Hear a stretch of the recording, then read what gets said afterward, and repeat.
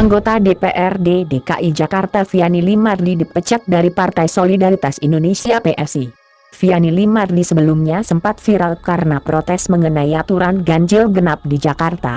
Betul diberhentikan, kata juru bicara DPP PSI Aryo Bimo, Senin, 27 September 2021, Viani dipecat sebagai anggota DPRD DKI Jakarta dan diberhentikan selamanya sebagai kader PSI. Viani disebut melanggar 3 pasal dalam aturan perilaku anggota legislatif PSI.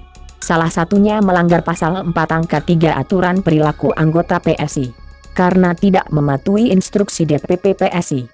Anggota legislatif sih, karena adanya penggelembungan pelaporan penggunaan dana APBD untuk kegiatan reses dan atau sosialisasi peraturan daerah yang tidak sesuai dengan realnya yang telah dilakukan secara rutin atau setidak-tidaknya pada reses tanggal 2 Maret 2021 pada Jalan Papanggo 1 RT 01-RW 02 Kelurahan Papanggo Kecamatan Tanjung Priok. Demikian tertulis dalam surat.